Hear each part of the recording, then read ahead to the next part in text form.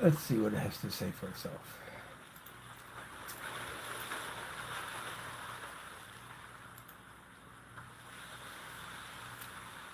Hello, hello.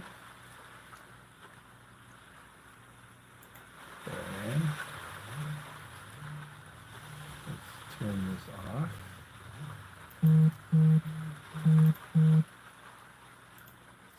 Turn that off. Okay, so now we have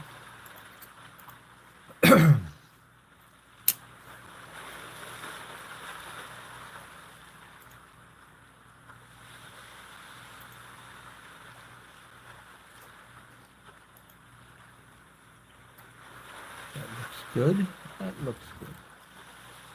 That looks okay. Let's see. There we go. That looks beautiful. Hat's on in the right place. Let's close this. Let's move that aside. Let's start this.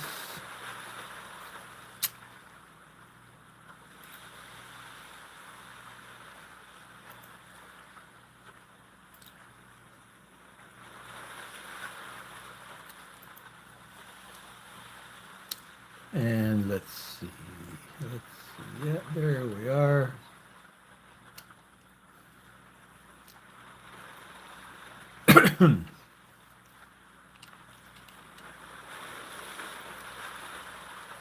um,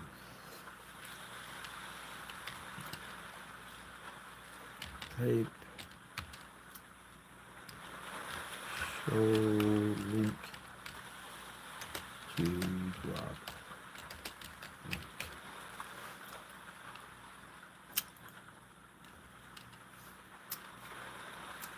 Okay, so where is this guy's?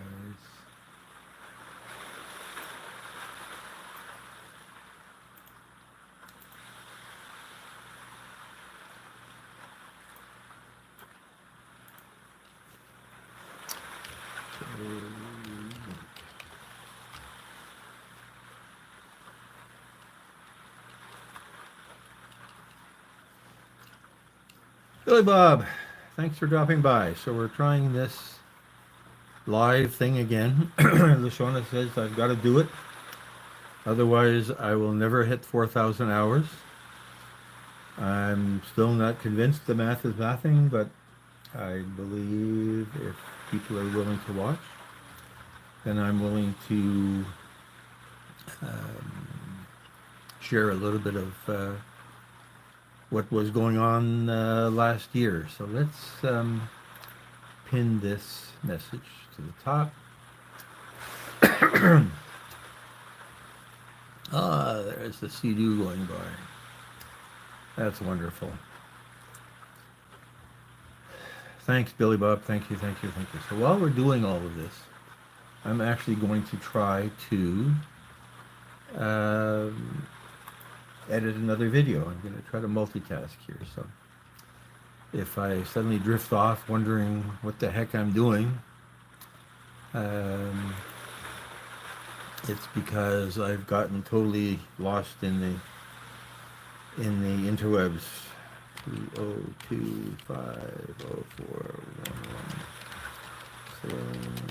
miles. Okay, I think that's what we want to do there.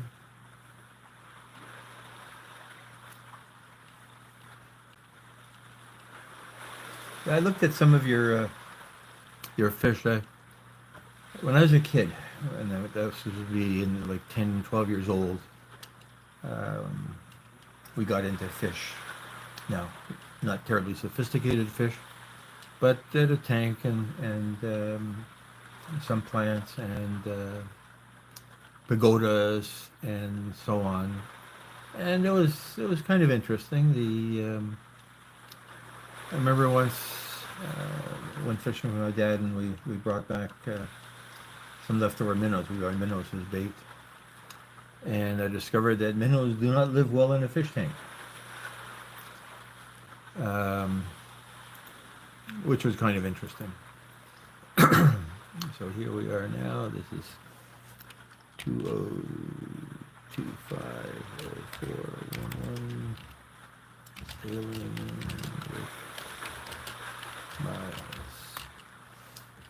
Okay, so now we know what we want to edit. So just while we're talking here, so this is better footage that I had yesterday of sailing past the Leslie Spit. Here the camera wasn't shaking in sync with the engine. Um, I'm not totally sure why. I might have had a different tripod, or the tripod was just leaning on the deck too hard, and the whole thing was bouncing around, and it was painful to watch, painful to relive.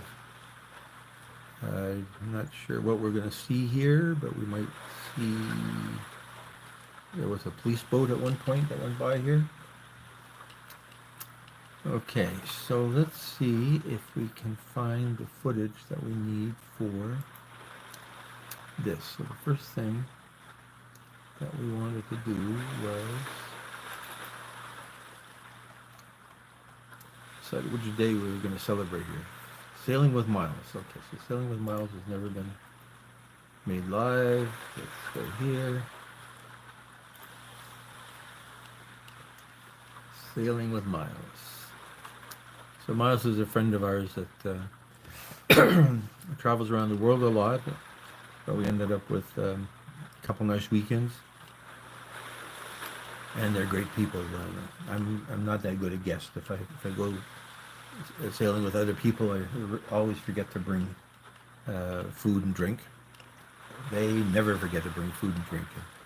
It's embarrassing if people remind you of the fact that it was somebody else's turn to bring the food and drink. But they wonderful, wonderful company that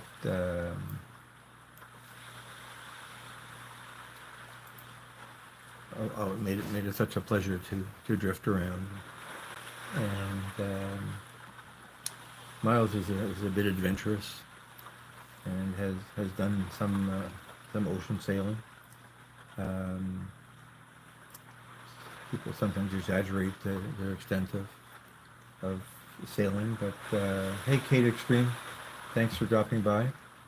Just reliving some sailing from last year, getting ready for the summer, and it was snowing here yesterday, so we're not quite there yet.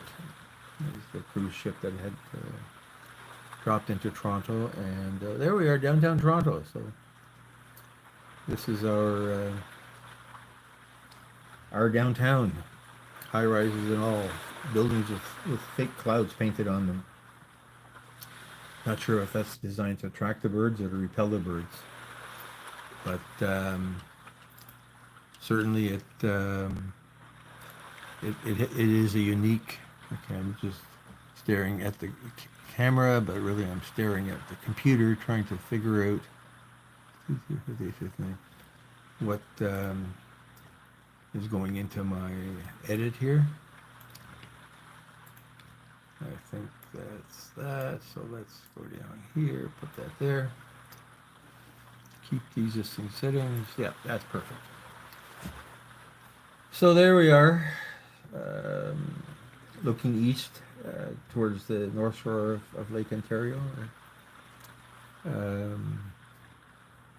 An old coal-fired power plant that was turned into movie studio for a while, and next will be turned into condominium residences. So, be an interesting environment. Rusty Great Lakes ship that was probably in Toronto delivering either salt or sugar. That's really the only real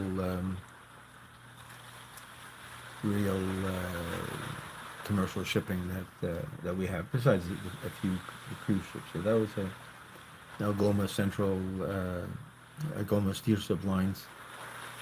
Algoma brings salt predominantly from Goderich. Friends of mine run the tugboats in Goderich. It's a fascinating place to hang out and watch boats going by. But they get so rusty. Oh my God!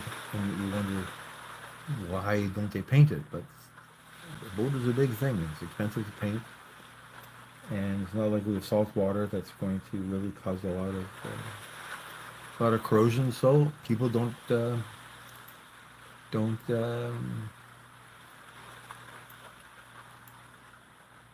paint their boats.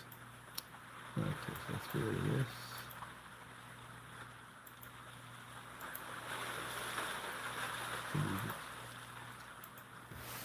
You're gone.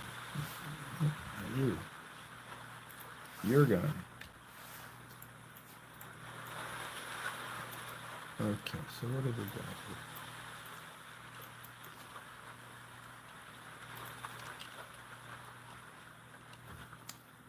Martin J, thank you for dropping by. Nice to see you in my live. Appreciate the visit, appreciate the company, and appreciate the watch hours. So if you're so inclined, just leave me running in the background. A little bit of babbling, yes, but I think some interesting scenery. And I've been told I need to get my watch hours up, otherwise this is never going to do any good.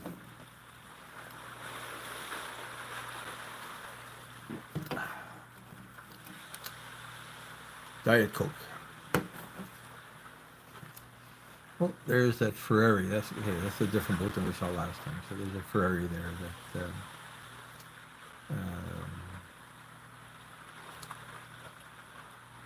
that people have built a boat into a Ferrari.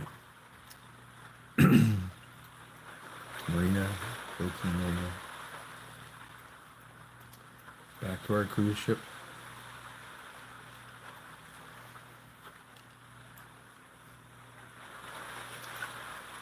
The I'm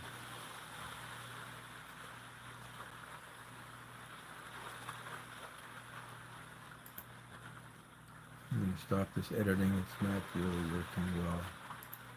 Let's just save that. And I'll edit some photos instead. Which also has to be done.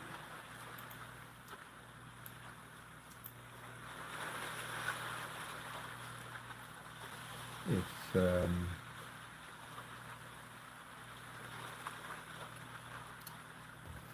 you know, when the sail is just drifting so nicely, I'm probably moving 3 miles an hour, which isn't very fast as far as the world is concerned, but certainly certainly a pleasant afternoon. Not a lot of drama, not a lot of worrying about falling in or running over things or running into people. And yeah, beautiful, beautiful days like that. Yeah, they were looking at Toronto Centre Island. It's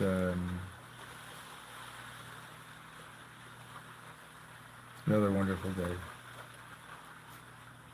Hey Raymond Bono, haven't seen you in a long time. Thanks for coming by. Thanks for watching my sailing from last year, reliving the summer. And building up the elusive 4,000 watch hours to make this worthwhile and pay for boat parts. Boat parts are always more expensive than the same thing for a non-boat.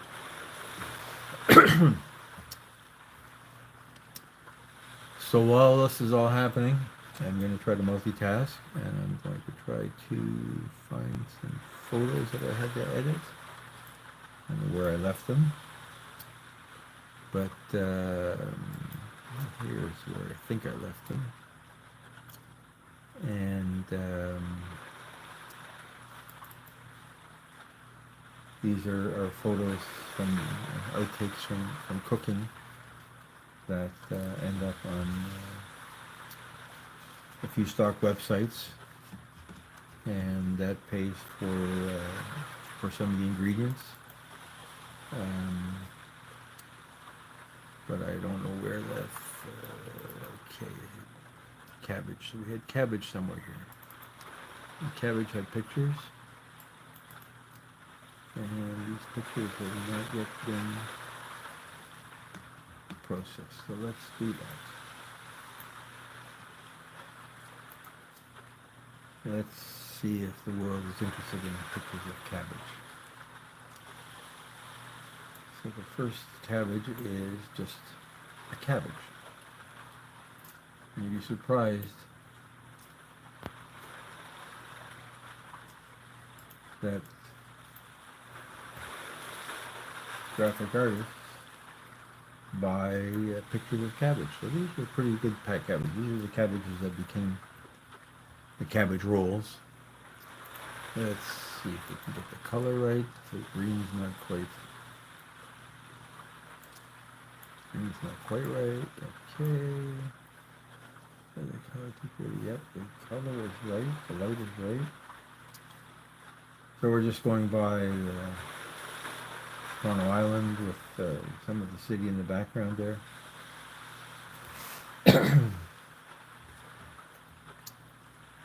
Okay, so this cabbage doesn't look very green. Let's make it a bit greener. Green, yes.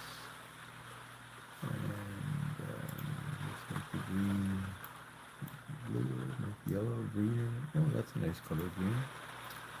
And make the green a little bit darker. Make the yellow even darker. There we are. That's beautiful looking cabbage. So for the cabbage rolls, the cabbage turned red from the tomato sauce that was in the recipe. It was my mom's recipe from many, many years ago. And what was interesting about it that I've heard is that they used only rice with bits of ham and bacon. Unlike other recipes for cabbage rolls that I've seen, that are all ground beef or ground pork, and it's a totally different taste and totally different texture. And the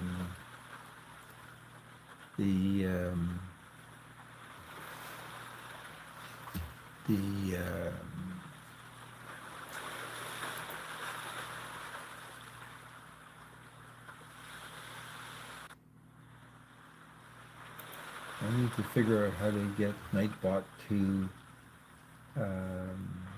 welcome new people, new visitors to the chat. I see other people do that, so obviously there's a Nightbot instruction somewhere that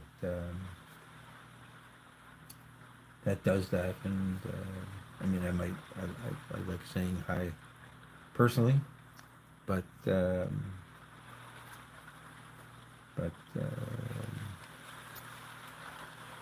an electronic hello was probably pretty cool as well. Okay, so back to my cabbage here. Let's make the white just like the background. Make the white whiter. How white is it?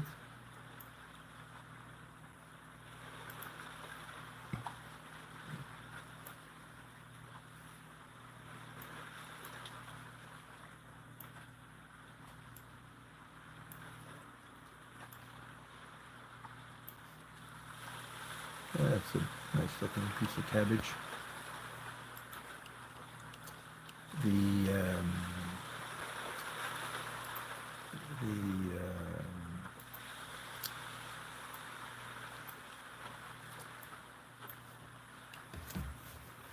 That's it. I'm trying to use the same material that I'm using to process recipes and talk about sailing.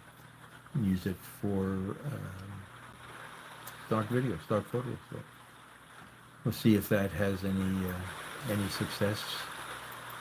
I think at this point I've processed probably 30 recipes and have not yet sold one stock photo of any of those recipes.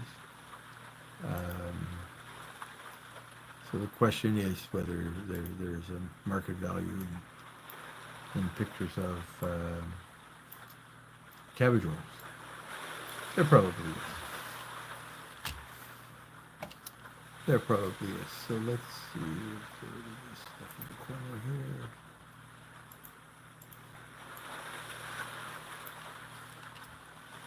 And so where are we seeing here? So we're seeing, yeah, there we're coming back to the marina. So a little white blob on the horizon is the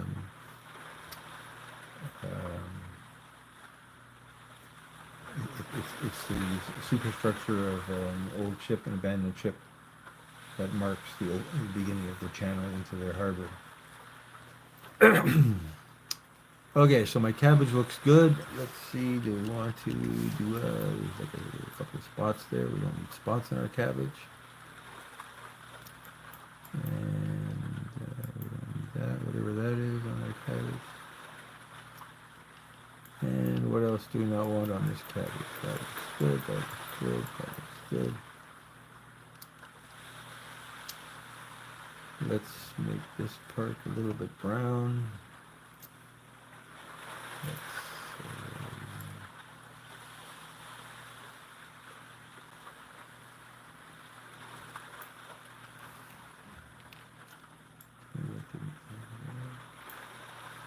Brown spots on our cabbage.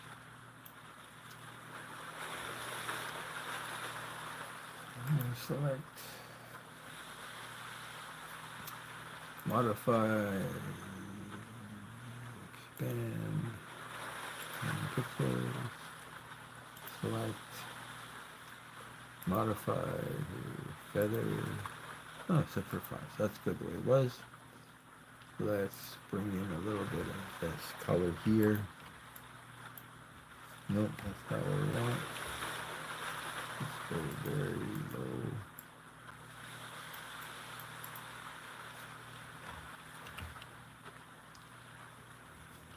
That's better. Okay, so that cabbage looks beautiful. Now let's take out, there's a little bit of a spot there. A little bit of a spot there.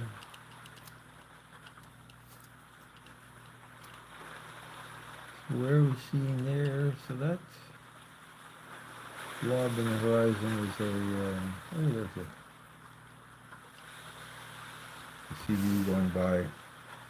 Somebody enjoying themselves out on the water. The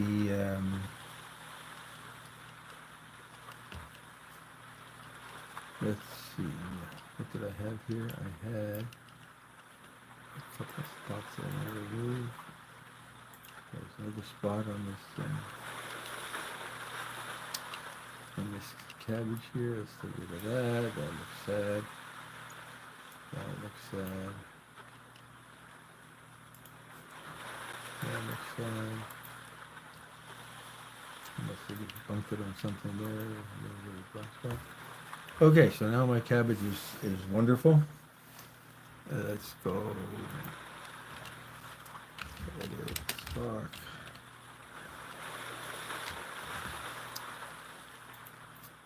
Save that. How big is it? Let's see a good size.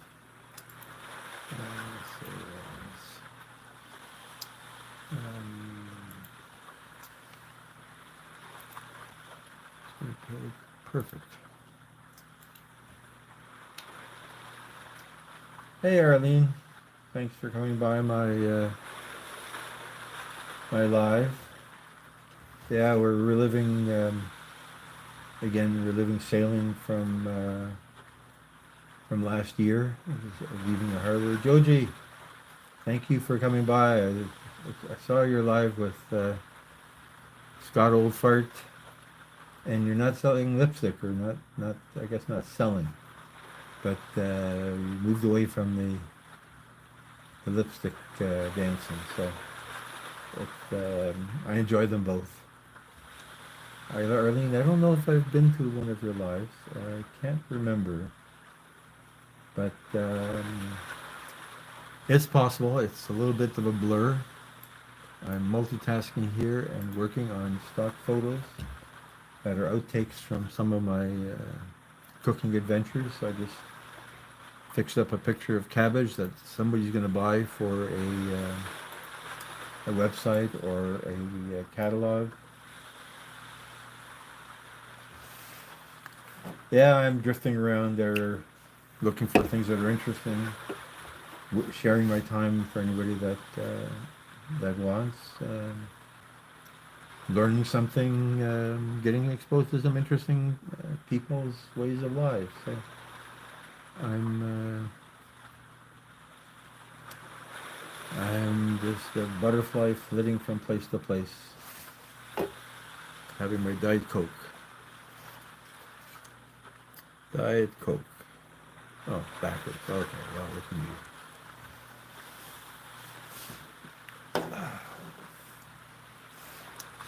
Okay, so we've got cabbage. Now, what can we do with, what else do we want to do here? Let's do cabbage rolls. So these cabbage rolls look kind of interesting, right?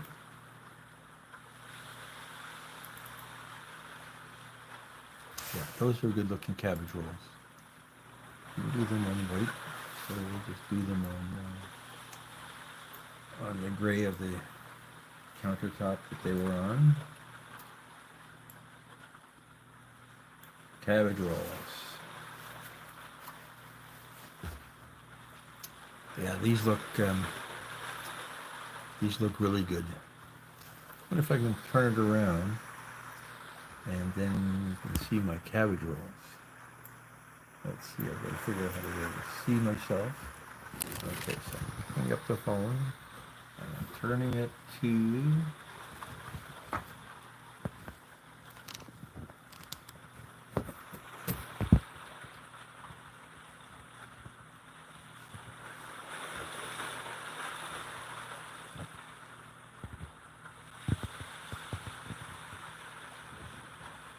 cabbage rolls. That was weird. I guess because I was watching, there's a couple second delay between what the phone sees and what goes out to the outside world.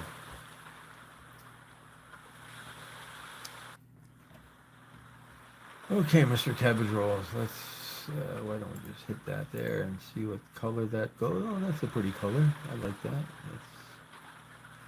That is a very nice color. Okay. Yeah, Arlene, that is the north shore of Lake Ontario by Toronto.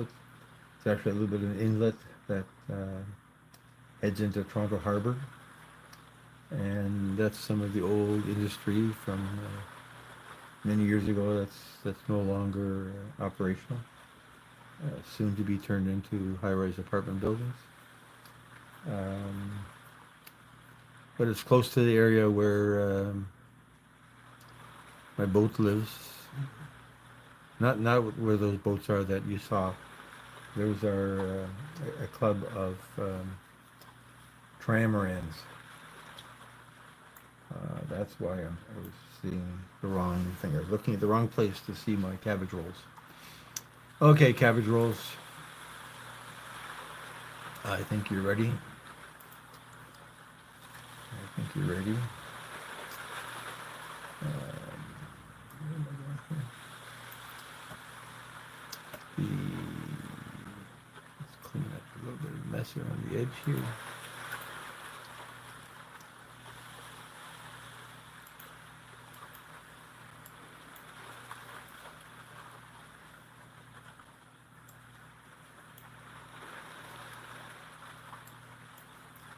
So today's recipe was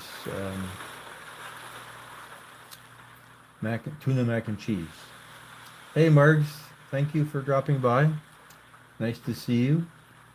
I appreciate the company.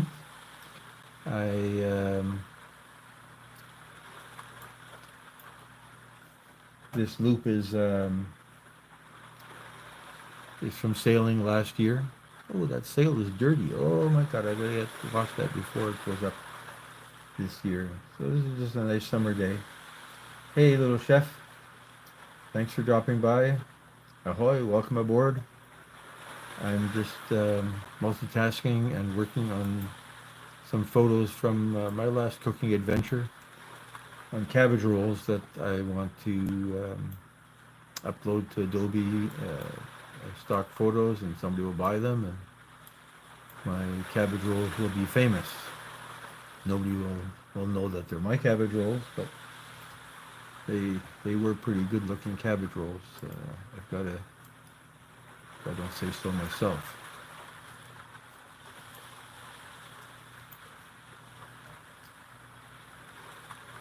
Of course, it's always easy to say that the stuff you make looks good, because who's going to argue with you, right?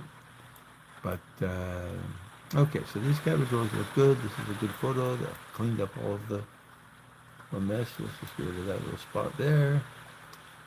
And let's save this mess.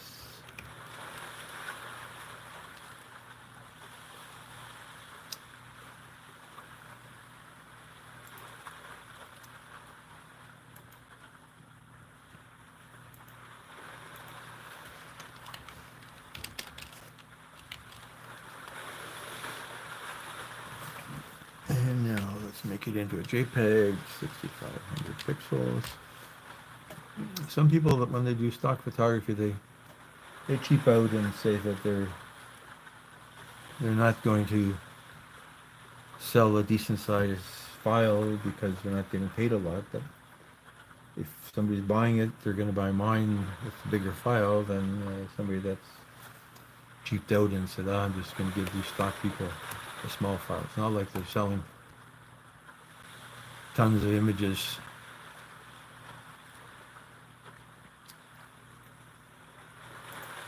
At a better place. So this is sort of a cross of cooking and photography and technology to some extent. So I'm working on a bunch of other photos for Adobe for their AI project, so that people who buy AI images from Adobe will end up with images that they don't have to worry about copyrights. And me, the photographer, doesn't need to worry about getting ripped off if somebody buys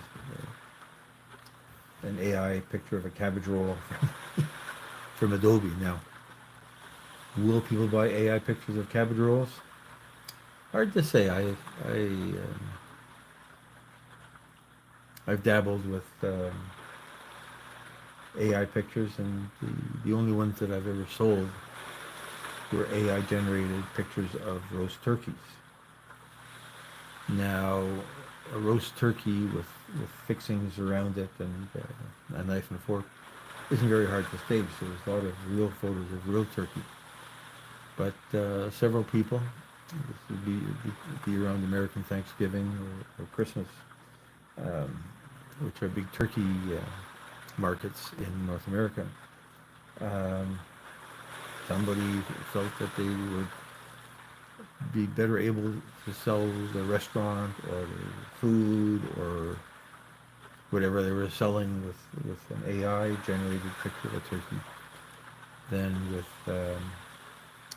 with a real turkey on a plate. I guess they can say with an AI turkey that no turkey was harmed in the making of this photo.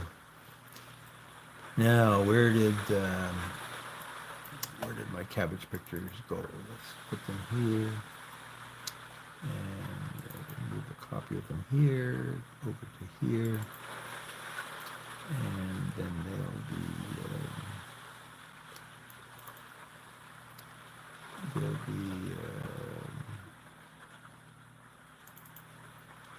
okay. So what's the name of this?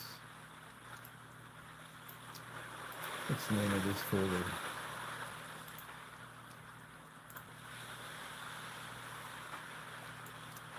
Cabbage rolls. I knew that.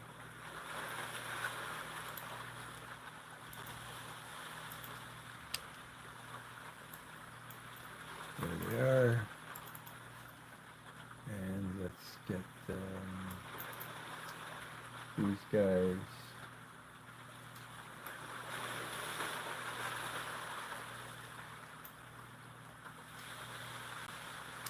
Hey, Lashona. Nice to see you here. Thank you for contributing to my watch hours. That 4,000 is a long way away at this rate. But I guess every step, every journey is, it starts with one step. So just leave me running in the background. Go do something else. Watch 2 or 3 lives. I know I do that. I have people's lives going. I just let them run for a couple of hours, especially the people that are doing loops with music, because the music is pleasant. But the people that are just doing loops of cooking, so it's giving back to the community by watching somebody peeling a pineapple over and over and over and over. But the reason they're peeling that pineapple is they're hoping that somebody will find it interesting, or I don't understand ASMR, although I do know what it stands for, that they will sit there and stare at this pineapple peeling for 2 hours straight. I understand music on a loop. I understand animals on a loop. I've seen people doing. Okay, thanks, Lasorna.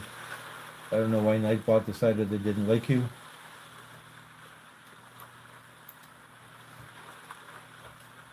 Oh, I guess Nightbot got upset because there's too many emojis. I'm not going to argue with Nightbot.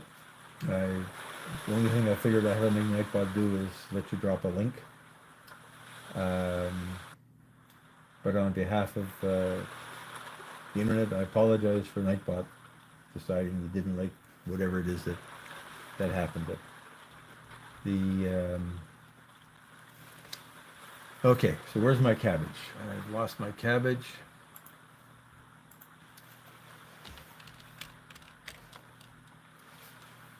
There's my cabbage. Let's move it over there. And it's ready to be uploaded. Now, let's see who's next.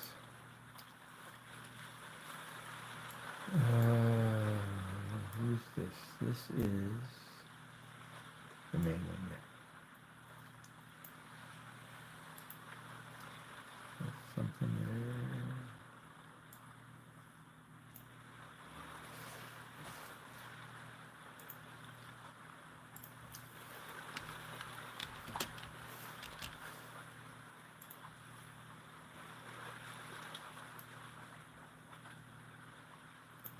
Hey DJ, thank you for coming by. I appreciate the company. Again, we're reliving some sailing of rusty steamship there.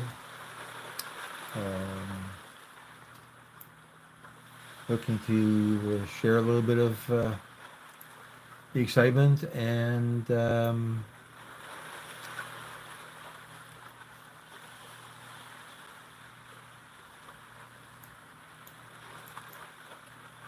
build up some watch hours so that we can get our good friends at YouTube to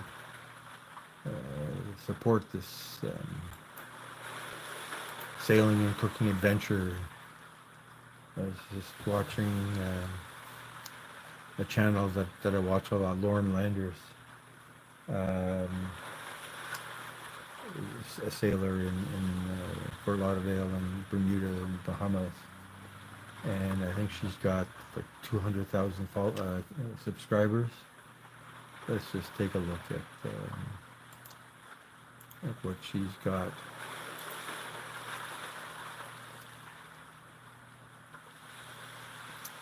Where is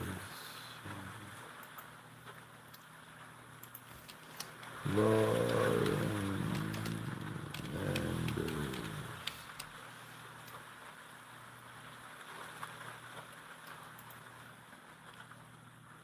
245, or is it 2.4? 245,000 subscribers. The It says since 2011. And she's paying for her sailing. She says she's also a dive instructor and teaches people free diving in the Caribbean. And she says she's also a marine biologist, so there's a long-term professional future after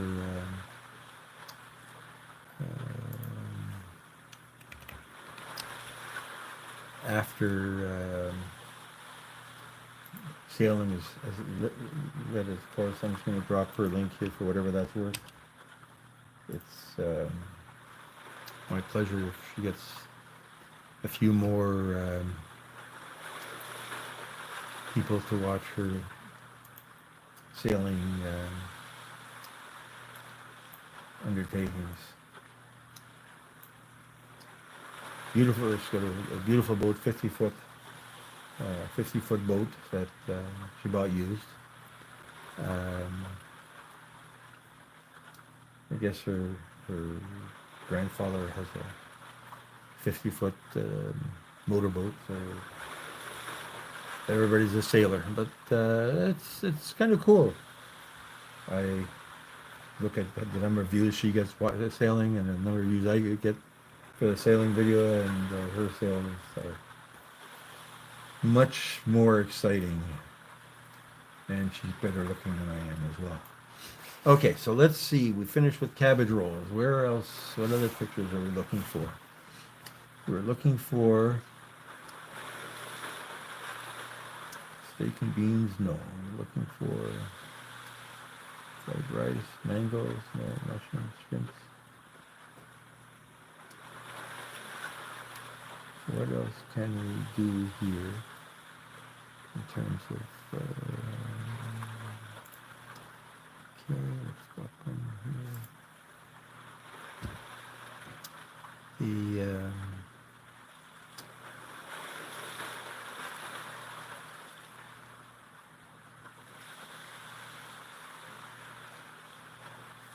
oh, where did this is wrong. Not sure where that ended up. Uploaded.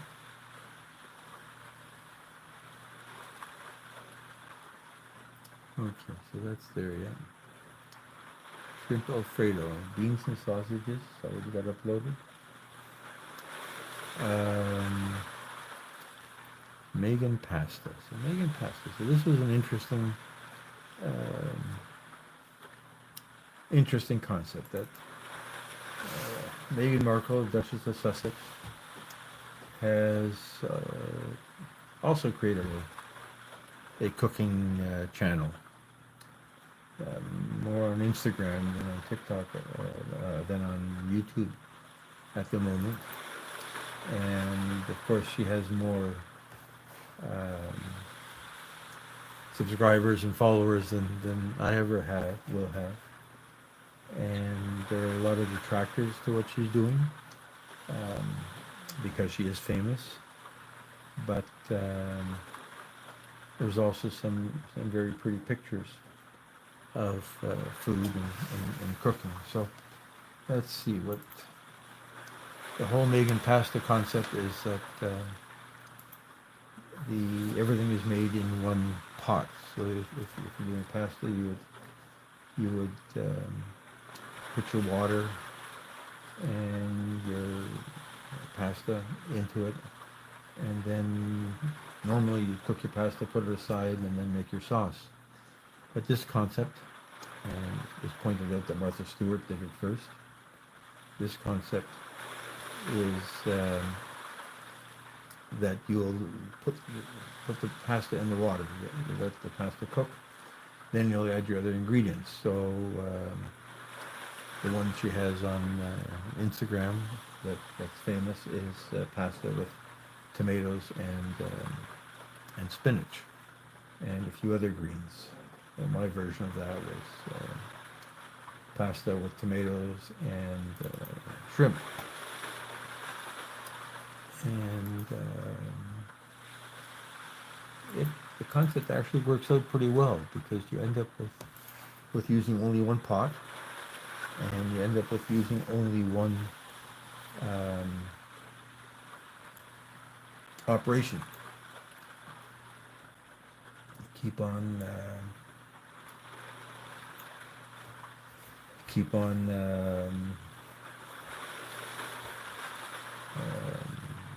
using the same pot until it's ready. I suppose you could eat out of it as well, but then it loses its allure then. Though I suppose if you're living alone or eating on a boat or an RV and nobody's watching, then maybe you eat right out of the pot as well. Weirder things have happened. I guess that reminds me of the opening scenes of No Room for Old Men in the RV before it turns into a murder mystery. But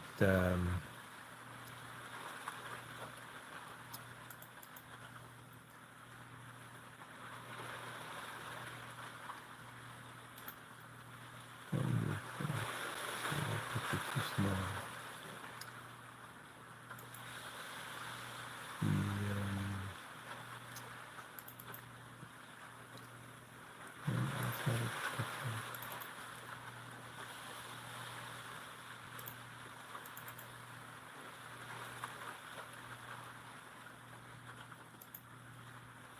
That's a good picture. Hey, Wheatsart, thank you for dropping by. I do enjoy looking at your artwork and the creating of the artwork. I once upon a time thought I could draw. Actually, and this would be in school. I got into pen and ink or drawing, and sold a bunch of illustrations for books that when I look back at them in hindsight, they were amateurish, but somebody saw value in them. I never actually saw any of the books that this publisher was using the work in, but it was an interesting concept at the time. But there's a skill and there's a talent, and I don't have it. So with the photo, the picture takes itself. All you need to do is understand almost the mechanics of taking the picture more than the creating of the image. Yeah, Picasso probably only had random lines as well. Salvador Dali had random lines. That's what they all say. Let's see if this picture of shrimp look good here. I say that taking pictures with a camera is easy. It obviously isn't. Otherwise, everybody would do it. But let's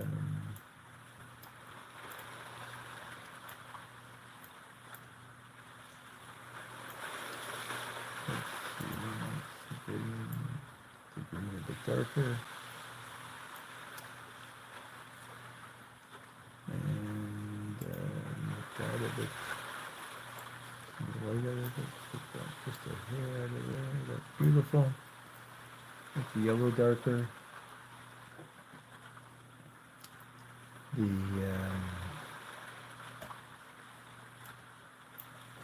The cartoonist is just random lines.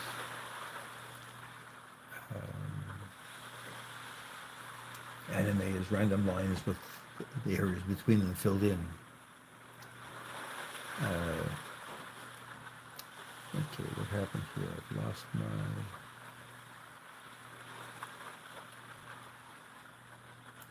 colors. Yellow. Let's make the yellow darker.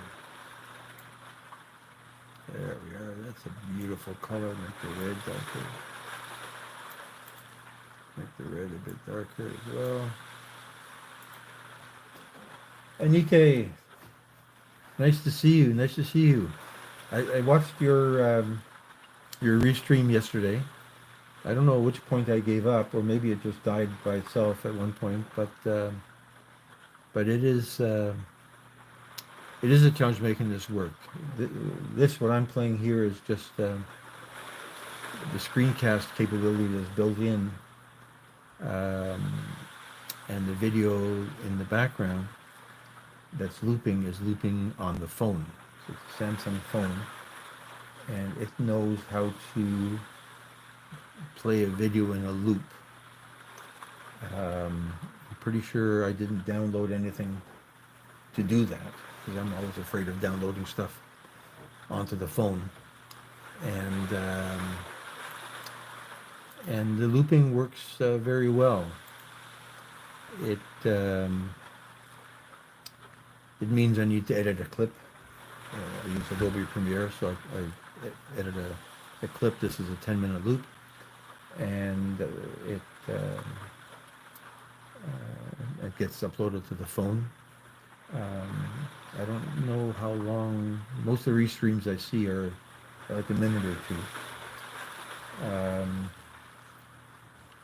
But what I was really struck with was the coloring of your set. You had that beautiful pink top on, and then you had the green, taupey green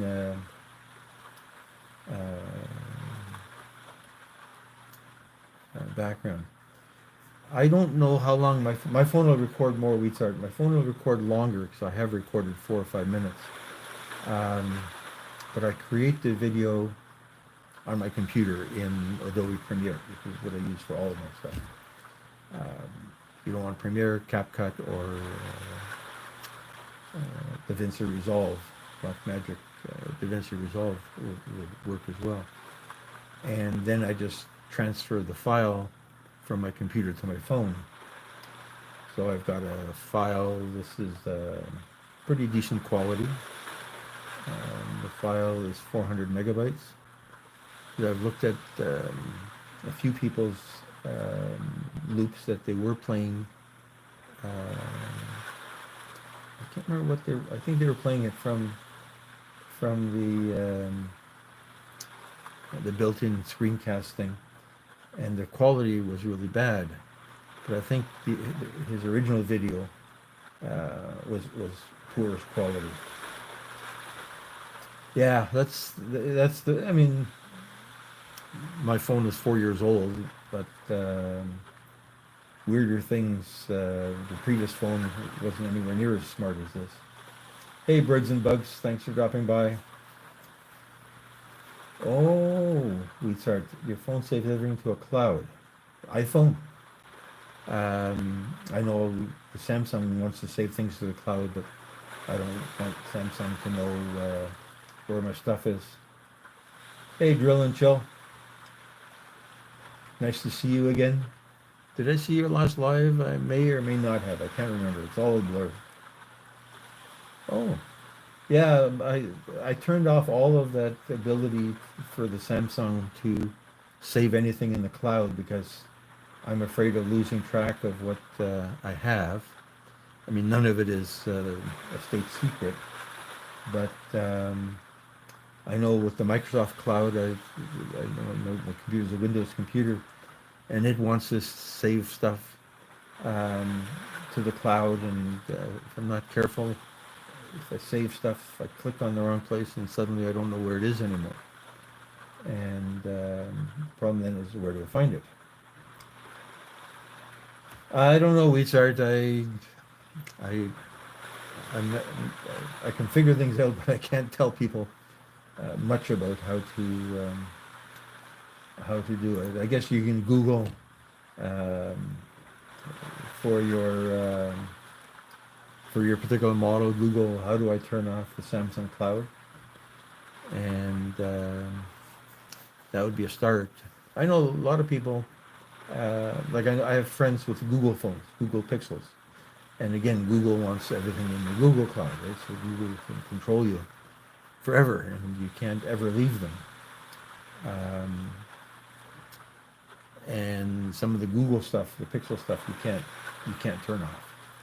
The iPhone, I think the iPhone by default wants to save everything to the iCloud because it's a way of locking people in. Now, it's also a way of not losing stuff if you lose your phone or your phone gets damaged, and it's a way of accessing stuff from two different phones if you want it. So I don't think that the tech companies are out to get us, um, but they're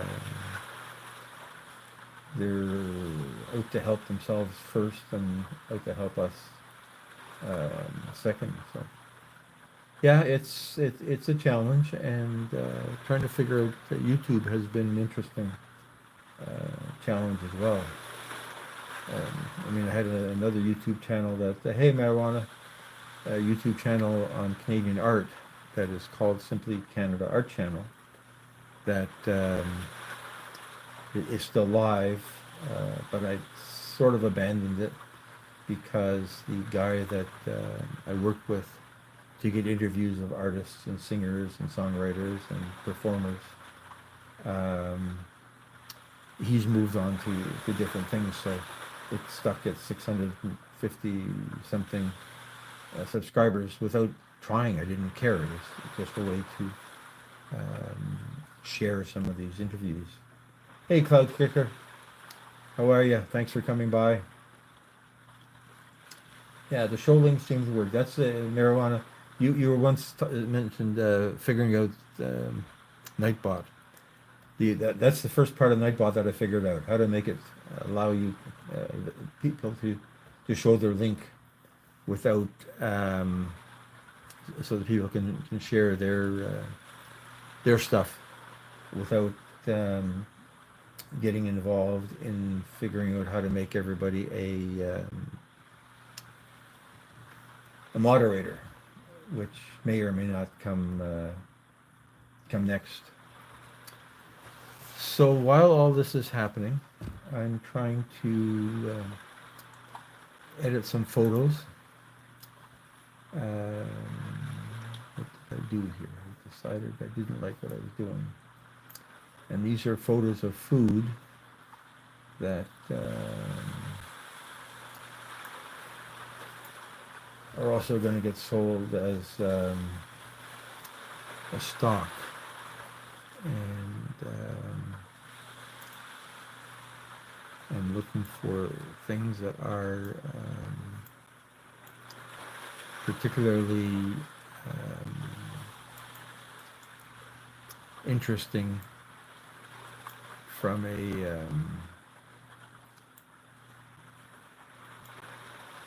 point of view that they'd be useful for anybody else. And the picture I'm working on now is from a recipe that I called Martha and Megan and Me. That was triggered by Meghan Markle, the Duchess of Sussex's viral video, I guess, of her making spaghetti, making the spaghetti by putting everything into the same pot and never taking the pasta out until you're ready to serve it. So in her video, she makes a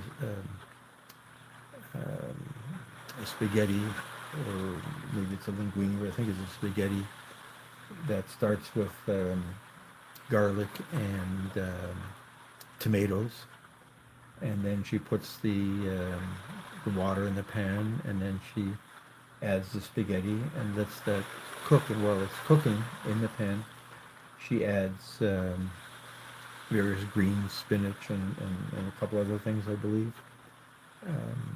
Some basil leaves. And then as the water boils off, then adds the cheese, and I can't remember whether she adds cream or not, but basically makes the sauce right in the pan sort of with the pasta and everything else in place. And when you think of it, it's ingenious because you don't have to take stuff out and then put it back in to heat it up. Everything cooks out at the same time. There had to be a bit of timing. In my version of this, I added shrimp because I like shrimp. And the concept worked out quite well. The mistake I made is my pan wasn't quite big enough, so the pasta was longer than the pan. So it needed a little bit of massaging to make it fit. But the concept's a good one, and she's gone viral, but I guess that's because she's the Duchess of Sussex. Martha Stewart went viral with it 7 years ago, but we didn't have viral 7 years ago. And apparently somebody in Italy invented the concept, or at least publicized the concept. Because it's really not rocket science, right? You just take a pot and put stuff in and let it keep going. And I tried that with fried rice 2 days ago, which will get posted eventually, where the rice is cooked in the pot, and then when the rice is done, all of the vegetables and accessories, and again in my case shrimp, are all fried in the same pot without taking out the rice. Now, I've watched commercial chefs in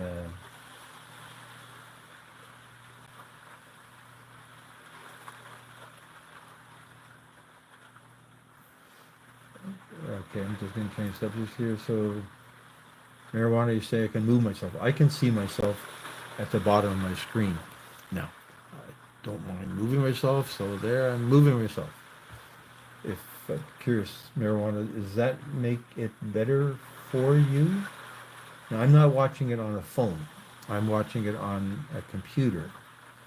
And I know that on a phone, normally the bottom of a video is cut off unless you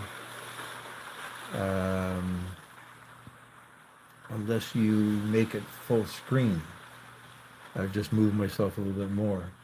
Okay, that's good to know. That's good to know, because I think if you don't do that, then the bottom of the screen is taken with the chat, so you lose the bottom half of the video with the chat. That's interesting. I watch most of my YouTube on my computer because I can watch 2 or 3 people's lives and support 2 or 3 people at the same time, and let them run for an hour without interfering with what else I'm doing.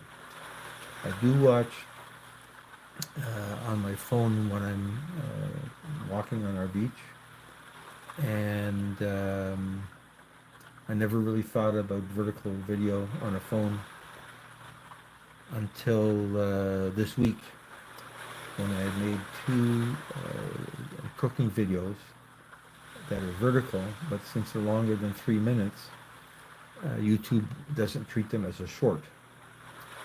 And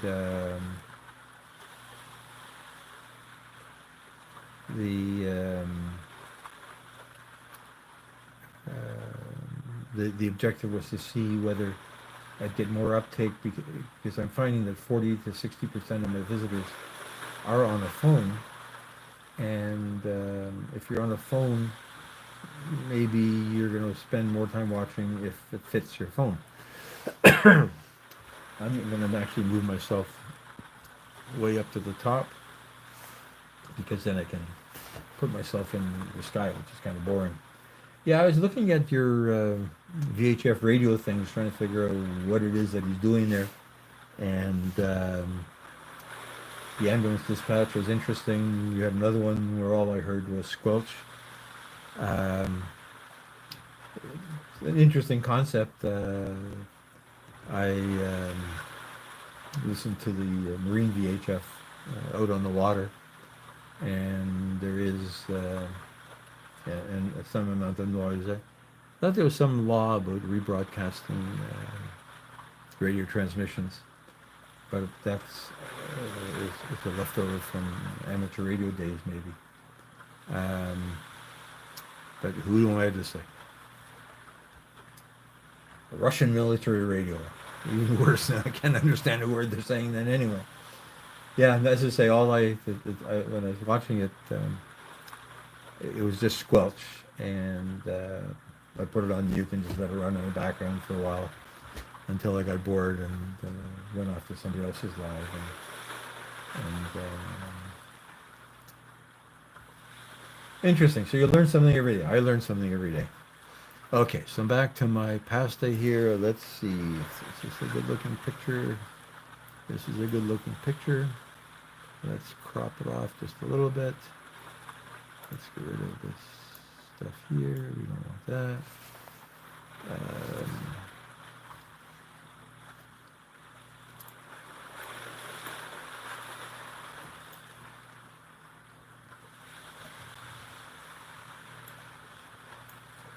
Yeah, marijuana. I know Morse code.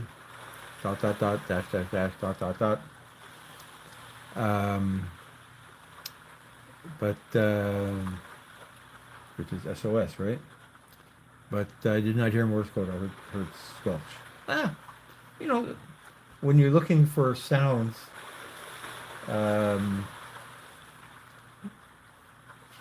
squelch, VHF squelch is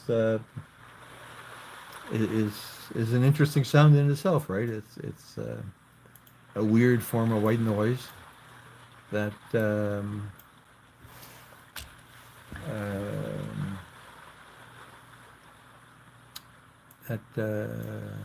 yeah. I'll next time I listen to other people's lives, I'll drop in on you and see if I can make sense of it. Interesting, interesting. I know when I saw the code UVB6 or whatever it is last time, I said, "What is he doing here?" I had no idea, absolutely no idea. Okay, so this is a nice picture of a pasta. Let's fix the color a little bit. Make the black blacker.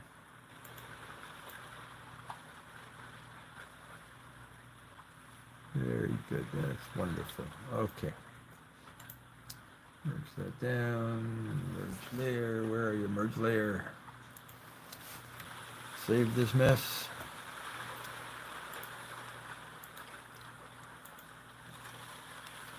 Hey, Carmelia. How are you? Long time no see. Thanks for dropping by my live. Welcome aboard. We're sailing, not sure where. We're sailing home, heading back to the marina at this very instance. Um, Obviously, it was a nice day. The jib sail is just nicely drawing. We're not bouncing too much. No white caps. It was a beautiful day. Let's maybe make the reds a little bit redder in this pasta edge. Red, there's red. Make it darker, and redder. Yeah, there we are.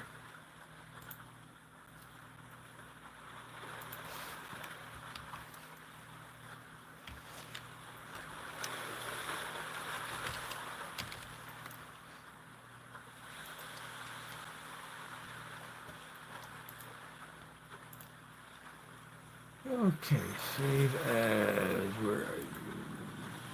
Megan pasta. Edit stock.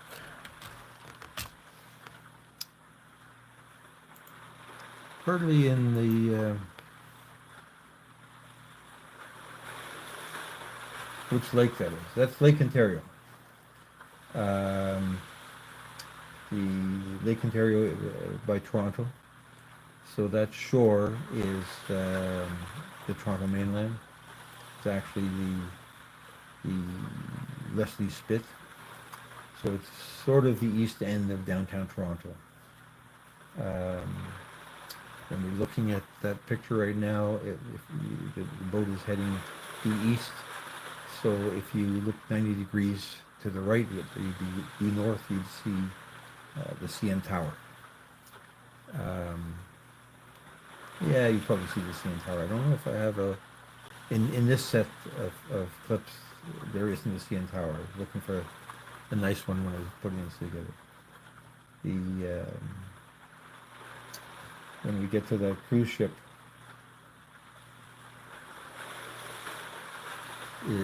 it's the sea entire. Oh, I'm looking at the cruise ship at the wrong. Lake Ontario is the easternmost lake, where it turns into the St. Lawrence River. And then as you go west, you get Lake Erie, and then Lake Erie connects to Lake Superior through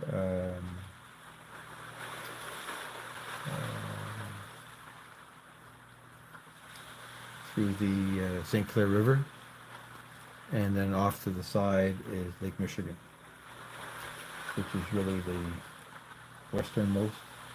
Lake Superior is really the northernmost. I thought there's 5, so I don't know where there's 5 Great Lakes. Obviously, I'm missing a Great Lake. Let's look at Google Map and see what it says. I'm missing a lake. Let's look up a lake. I guess if I'm smart enough, I could look up Google Maps on my phone and do this in real time, but we're not that sophisticated. Google Maps. Lake Erie. So we got Lake Huron. I forgot Lake Huron. So Lake Erie is connected to Lake Huron through the St. Clair River, and then on one side of Lake Huron, so further to the west, is Lake Michigan, and continuing to the north, at the top of it all is Lake Superior. So yes, there are 5. You'd think I'd know that, but I guess I forgot.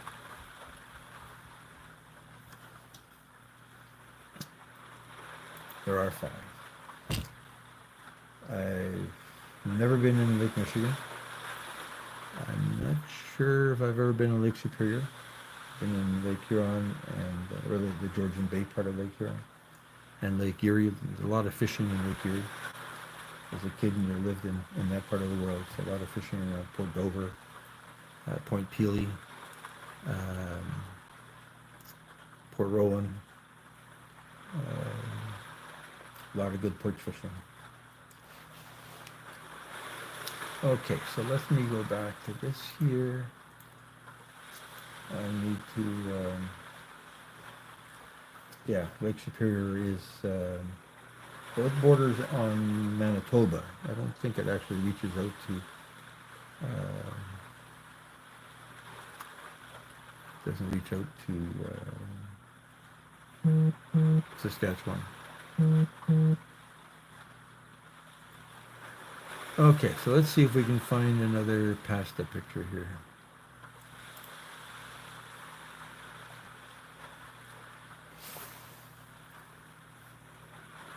I don't know why that didn't.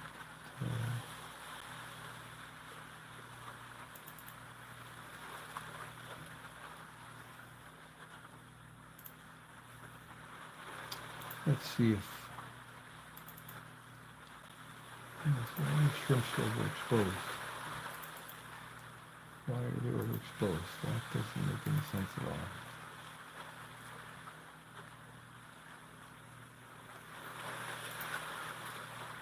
Let's see if we can fix the exposure on this one.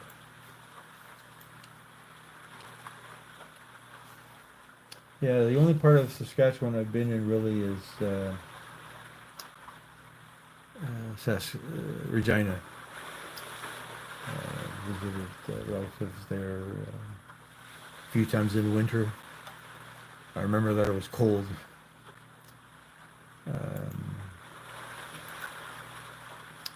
It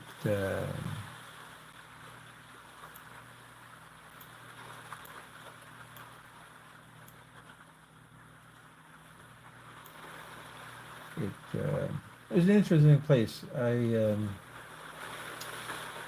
And we went out to visit relatives, but I was more interested in photography. And I was surprised, and I've run into the same thing with Calgary relatives. I wanted somebody to tell me where I could find old-style grain elevators with a railroad track. and nobody knew where to find grain elevators. And it was too cold to just head out into the countryside and drive till you keep looking. I guess I never thought of Google Earth. I did the same thing in the Calgary area where I wanted to take pictures of oil wells and pump jacks. And the first time I had asked if I have no idea what a starlight tree is. I asked people where would I find oil fields. Nobody knew. So the next time I went out, I spent time on Google Earth looking and made an itinerary that I could follow around from Calgary, as far up as Airdrie, and as far west as escapes me, Cochrane, which was interesting drive. Wasn't midwinter. It was early spring. So everything was brown, but that was okay from the point of view of pictures of oil fields. And there's a lot that's close enough to the roads that there are some interesting photos that can be taken. But I guess if you live there, then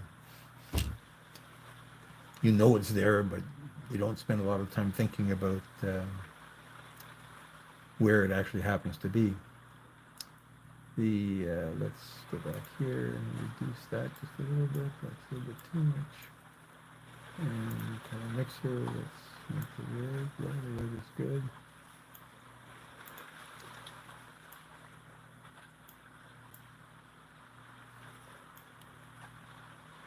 Okay, that's a good one. Hey, Ginny Lee, thanks for coming by my live. Appreciate the company. Yeah, Nightbot is writing us hard. I haven't gone through trying to understand how to make him or her do things that make sense. It's on the list somewhere. One of the things I'd like to figure out is how to get Nightbot to welcome people. I think that he can do that. He. No idea whether Nightbot's a he or she. I guess it's an it. It's a bot. And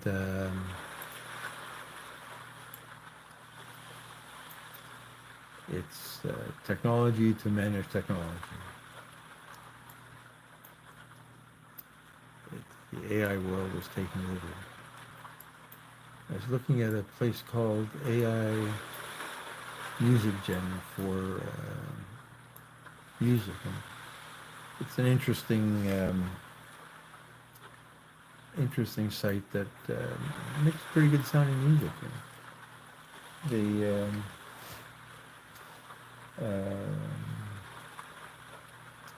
Makes pretty good sounding music. I got to figure out the licensing. Yeah, I remember when I started reading the online help and I think it is, as they say, read the effing manual. It is something that one day in a fit of boredom, I'm going to sit there and come to terms with my good friend Nightbot and try to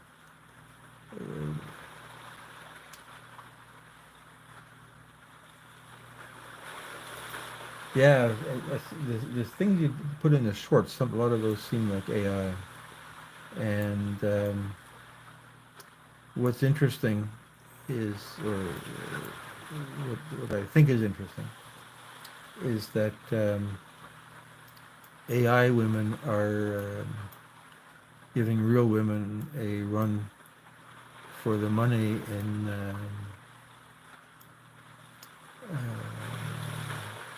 risque photos on TikTok. and I'm trying to figure out whether that's a good thing or a bad thing. Um,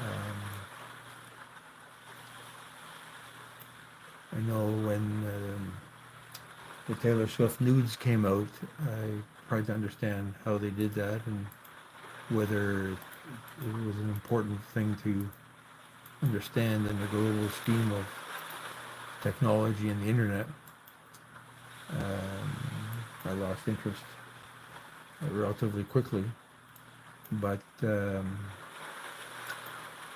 guess that brought that AI technology to the forefront in a way that we we hadn't spent a lot of time thinking about.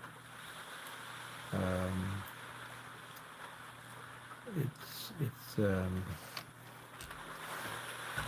it's neat technology, and the,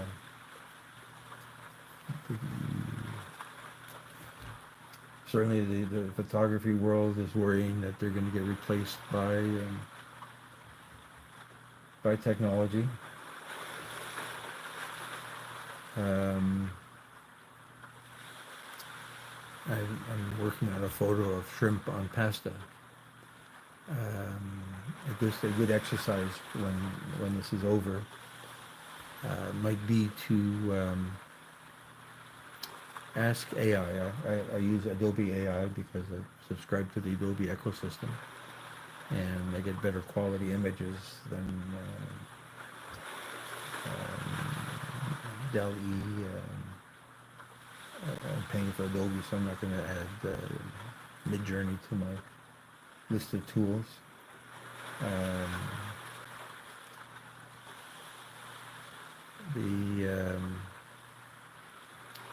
It'll be interesting to see what their take of shrimp pasta looks like, and see whether it looks better than mine. I've heard other people say that they've used AI to generate an image, and then to figure out the staging, and then set it up in real life and take a picture of the real thing on a real set. And maybe that's a good use of AI. Now, certainly, if this AI music gen works and if the licensing makes sense, then some musicians will lose out on the 3 cents they earn from royalties from my use of their songs. Although all the music I used in my clips now are music that I bought from Digital Juice before Digital Juice went belly up. Hey Sanja, welcome to my live. I don't think I've been on yours. I might have been. It's sometimes it's a blur. Welcome to my live. Welcome aboard. We're sailing last summer. Reliving last summer sailing.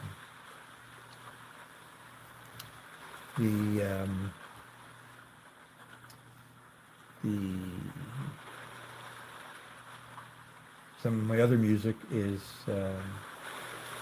created by me on a Yamaha keyboard, but it's not very sophisticated. There's a bunch of chords that then get repeated as a loop, and there's no good reason to not use somebody else's music, but there's also no good reason to use somebody else's music. I certainly wouldn't call myself a musician.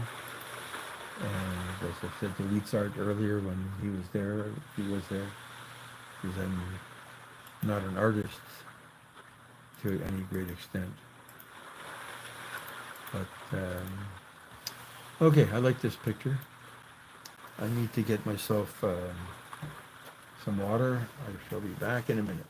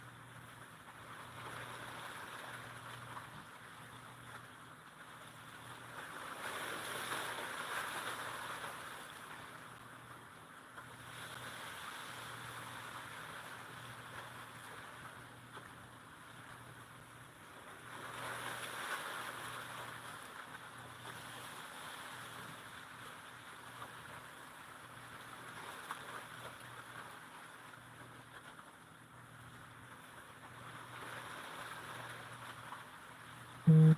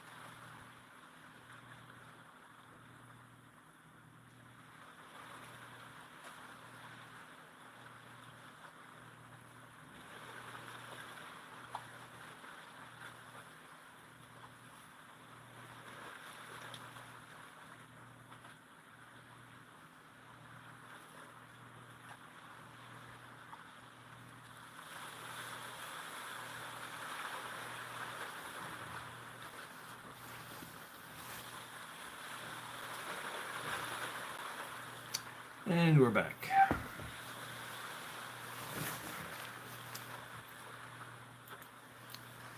And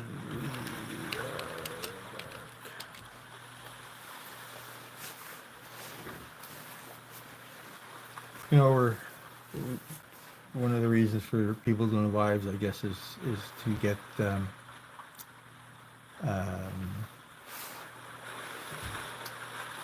watch hours. So I follow a number of Filipino cooking channels, and I came across one earlier that was doing fish, cleaning fish or something, and they had 285 people watching, and I think it's to some extent it's a community of people helping each other and watching each other's stuff. As I'm watching your stuff, Marijuana's, I will listen to your radio noises in the background. I may end up muting the thing and just letting the watch hours accumulate. But yeah, and people are getting huge numbers of watchers. Now, this channel, I think she had 22,000 subscribers. So there's a big gap between 600 subscribers and 22,000 subscribers. So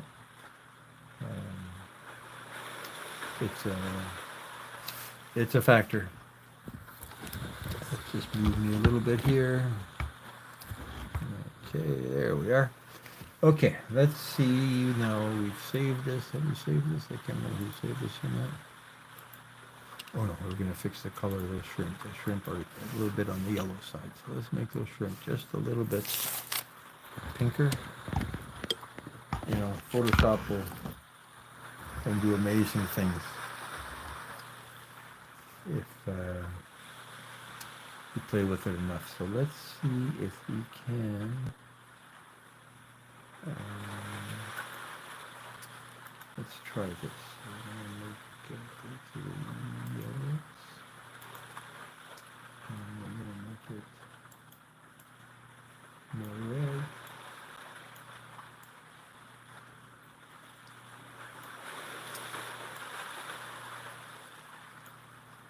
That's pretty shrimp. Okay, let's invert that, and then let's mask out the shrimpies.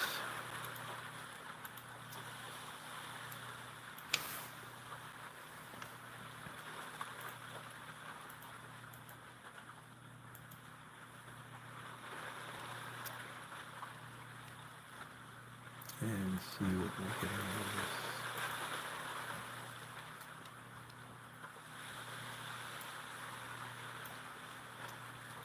Works better if you use weight.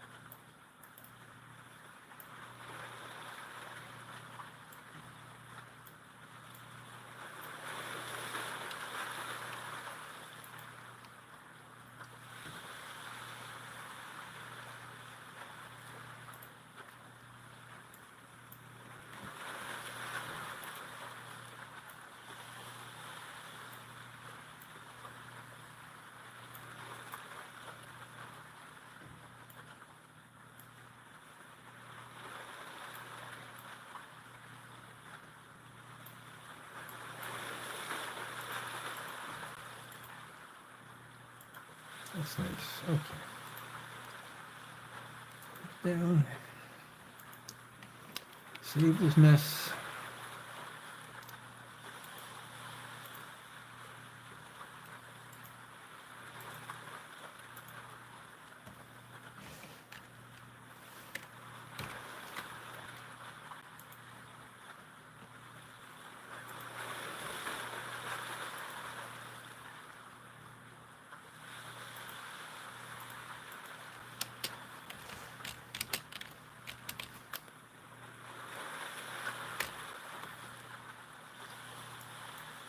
Beautiful. Okay, so we're back. We're still going around in circles. Um, yeah, so this is sailing by the Leslie Spit, which is a man-made piece of land in Toronto. Hey, Gino Genius, thank you for dropping by. Nice to see you. Welcome aboard. Ahoy. So we're just reliving some of sailing last year while I'm working on editing photos from some of the food, the cooking adventures for a blog. I've created a blog to get some viewership, whether that's working or not. I haven't totally um, totally determined. It's getting hundreds of views, not thousands. Um, but I don't know whether Google is properly tracking it. I went to the Google Search Console yesterday, and it said it did not know that the blog existed. And it's a Google blog, a Blogger blog. So I thought that it was automatic that in the same way that Google search knows when something happens on YouTube, I thought Google search would do the same thing. Let's try to do some.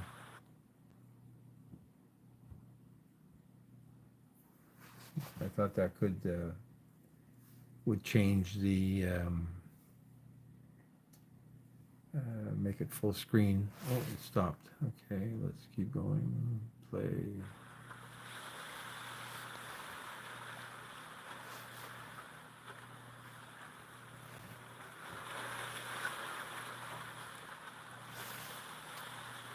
We're full screen, right? There we are. Now we're full screen.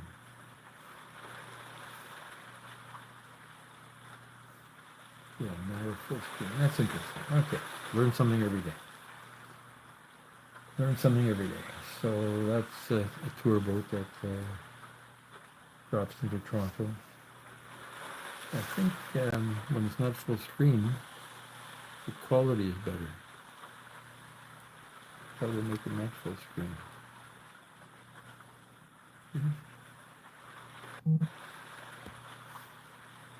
that didn't do it. No idea what that did. That's interesting. Too much technology. So let's see what's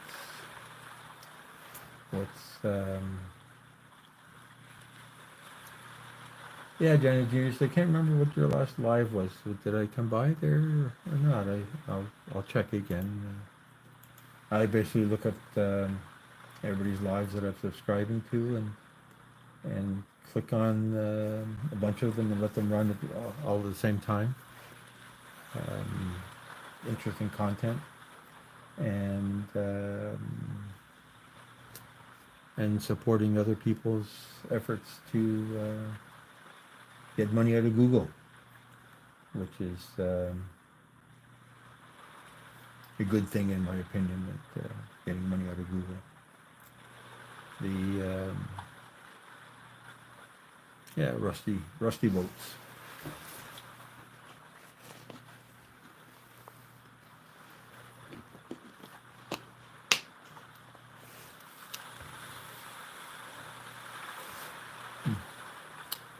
Okay, what other pictures do we have now here? So this is taking care of the Meghan Markle Pascha. These pictures.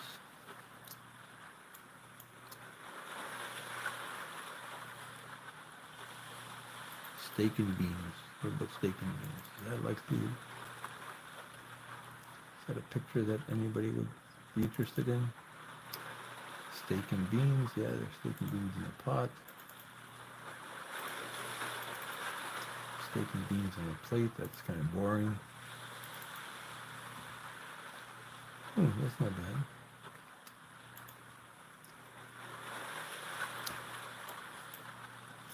But let's, here we have a piece of steak. The world needs a picture of a piece of steak. Let's see. That's a nice color. White balance is perfect.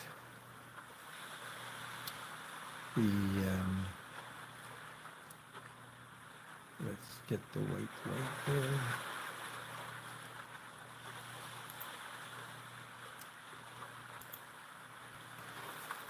Yes, I'm working on a picture of a piece of New York strip loin that became part of a steak and beans cooking adventure. And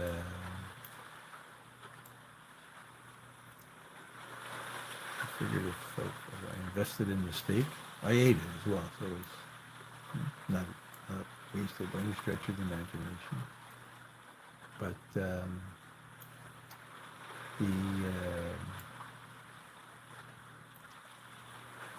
while we're spending all this time having fun with the cooking, I want to use the same images for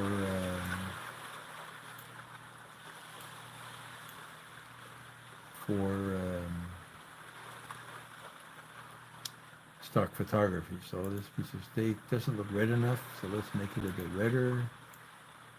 It's redder. Darker, there we are. I guess that white should let them be brighter as well, right? Let's select the subject. Select the subject. Select the subject. Yeah, so I was surprised to see that cruise ship when we went through that part of the harbor, because it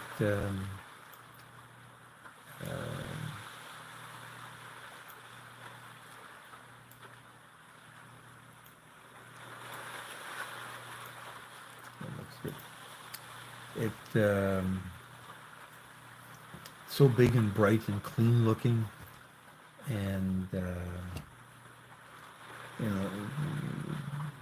we don't get a lot of steamships, but we do get. There's one that was in clip a few minutes ago that It was all rusty. Great Lakes salt freighter, most likely. And the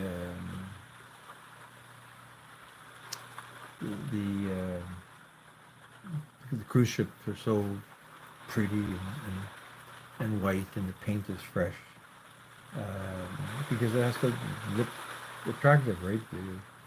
You're going on a cruise, you don't want to go on a rolling rust bucket, although apparently some people do go on freighter cruises that are paying passengers on freighters going from place to place.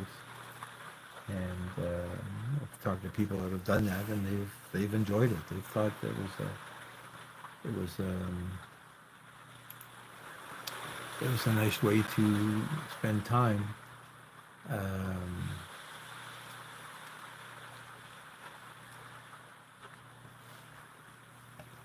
that they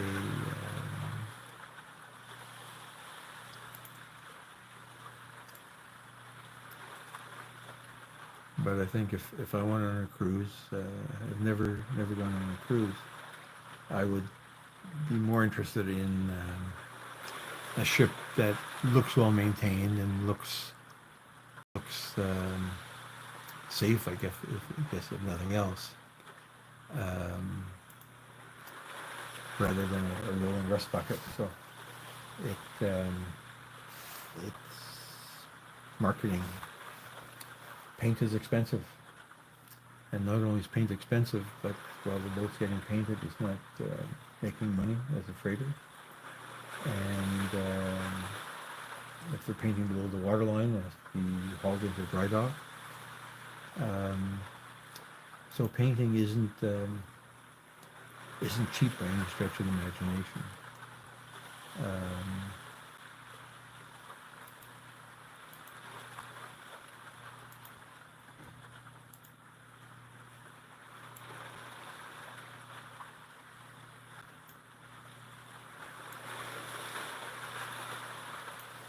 there, okay, and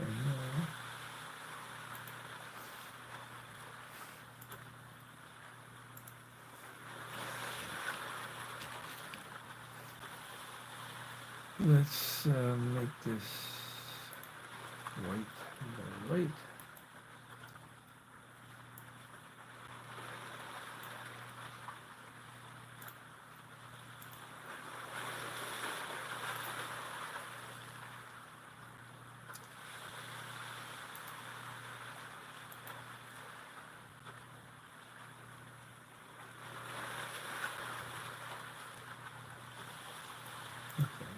That will be straight enough. So yeah, so here we are, drifting out towards Hanlan's Point on Toronto Island. We're trying to save the beach a bit. There's some erosion that washed the sand away, and a beach without sand is kind of pointless. So there's value to having the park. The island at one time had hotels and it was almost an amusement park, and then that died down. It became just a park with grass, which is probably not the end of the world either. The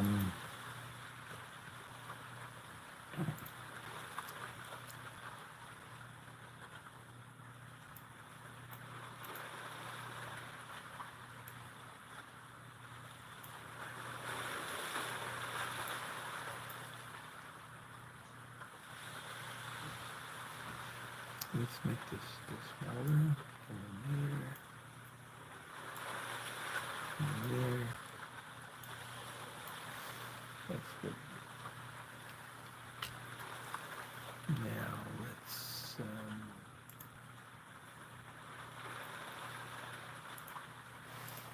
get rid of this. Let's this.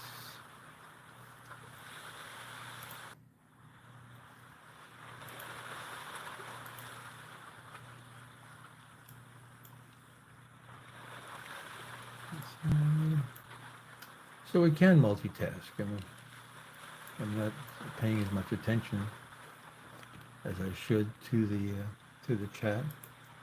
Um,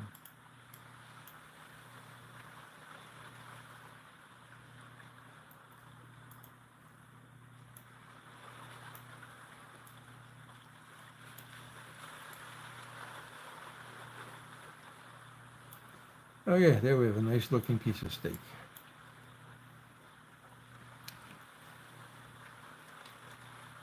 Down.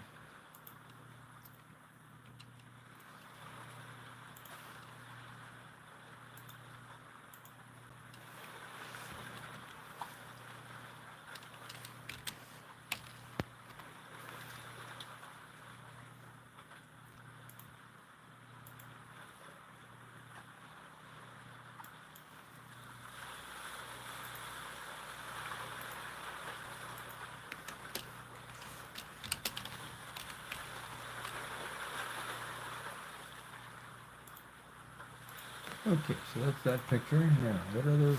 What else do we have out of this? Remains.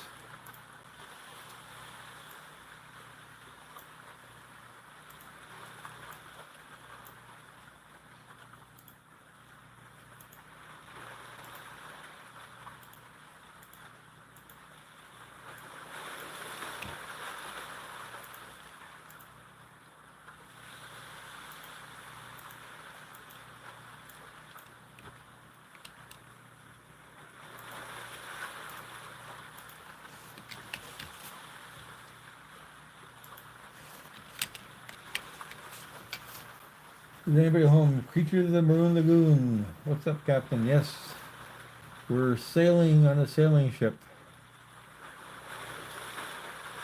We're reliving sailing on a sailing ship from last year again. So this is a different set of different trip, different voyage than we had last time. The, but it was a beautiful day, and you look at the how clear the sky was, and today is a great gray and cloudy day. Yesterday was freezing rain and snow, and this was July, August, and such a difference in the experience that wouldn't really want to be out on a boat in this weather.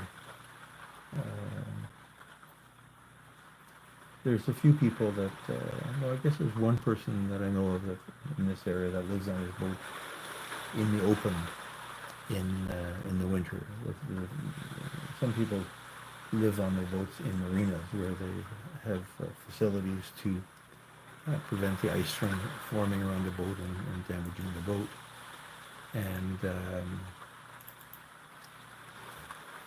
yeah, when you look at the difference between the summer and now, you say to yourself that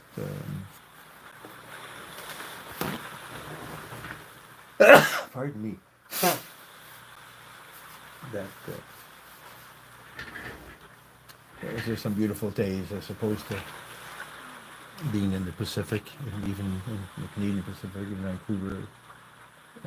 The salt water that never freezes up, and the climate's a little bit warmer. Or you get down into California and Marina Del Rey, I love that. I love that place. I mean, it's that song, "Living in Marina Del Rey." Man, you got to get a job. It's one of the most fascinating naval areas that I've ever seen. It's huge. It's huge, and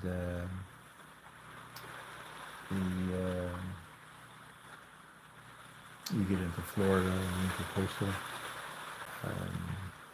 Again, beautiful weather until you get into the hurricanes. At least in California, there's normally not a lot of hurricanes. I mean, we had some weird stuff this year. Florida is guaranteed to have a couple of hurricanes every year. And people survive and the boats survive and some don't.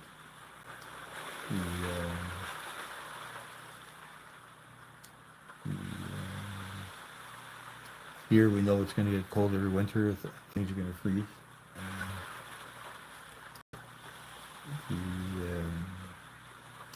fiberglass doesn't take nicely to freezing weather. Steel a little bit better, but it's not the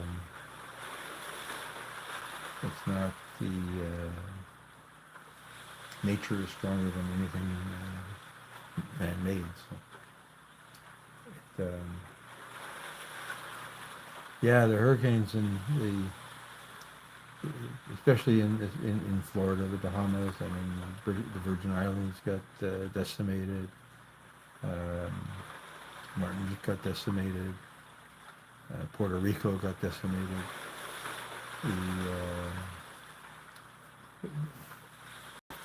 The hurricanes blow through Florida, and you don't hear about the same damage to boats. Not 100% sure why. A lot of Florida is protected by the Barrier Islands, and boats in the intercoastal are protected a little bit, but still the winds are scary. 50, 60, 70 mile an hour winds. So that's now California. The Santa Anas are blowing sideways when we had some of the fires in Malibu and the Santa Monica from the look of the damage. So that was a weird weather event as well. That there's probably not much that anybody could do to mitigate it once it happened. Whether it's controllable by us as people is just a question that other people have, smarter than me, have spent hours trying to understand the. For me, the weather is simple. Red sky at night, sailor delight. Red sky in the morning, sailor take warning. And an east wind blows no one any good. So when we get easterly winds here, which is the wind blowing from the east, then it's usually because of the low pressure area that is always rain and snow and weird winds. And yeah, then you can go to the Weather Network, and the Weather Network will agree that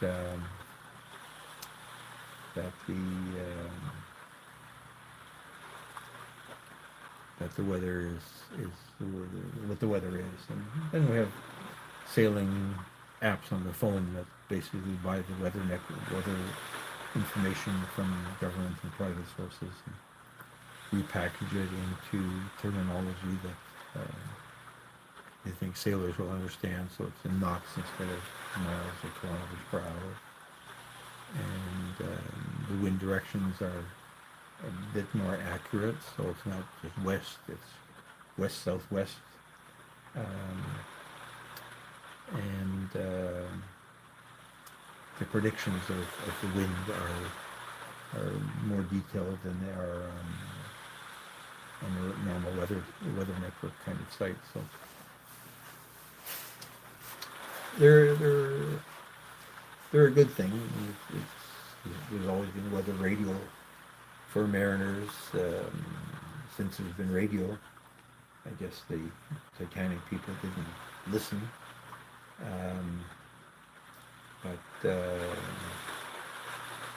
with smartphone technology and the internet everywhere, and potentially satellite phone technology, then there's weather predictions for everywhere. So it's really no excuse to be surprised by the weather. Still can't do anything about it. Can't change it. And sometimes you can't even deal with it because you can't outrun it.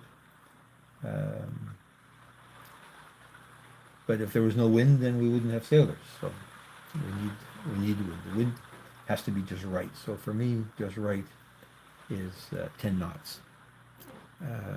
10 knots is 10 miles an hour almost, or 20 kilometers an hour. So if it's much windier, then things start bouncing more than I prefer. It makes for an exciting ride, fast. And if it's less than 5 knots, then this boat sails are relatively small. You end up not going anywhere, so you're bouncing around. Hey, Latif Shahar. I'm trying to remember if I've been out in your lives or not, but welcome aboard. Ahoy, ahoy, matey. And we're just reliving some of the sailing from last year when we had light winds, so I'm talking about 10 knots of wind, and I think this picture is probably 5 knots or 5 miles an hour,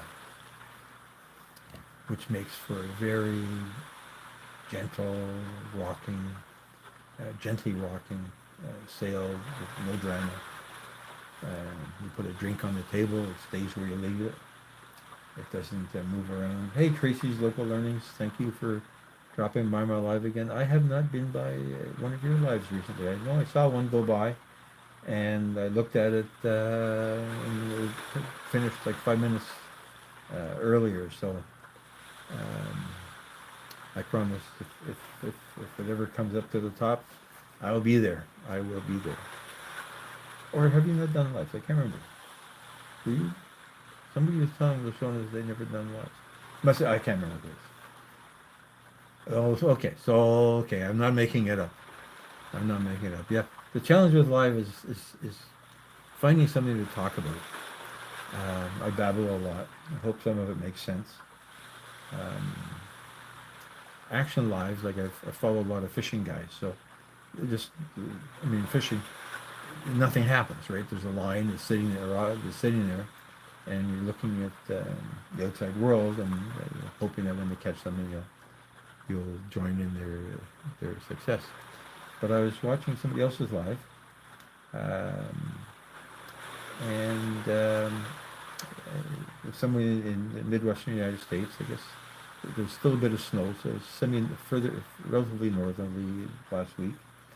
And he was sitting in his garage looking at the weather outside and talking about the weather. And on one hand, you say to yourself, how can that be interesting? On the other hand, I'm pretty sure I sat there for half an hour because I wanted to support him. And because I was waiting for something exciting to happen. A dog ran across the front of the garage at one point. That was as exciting as it got. But it was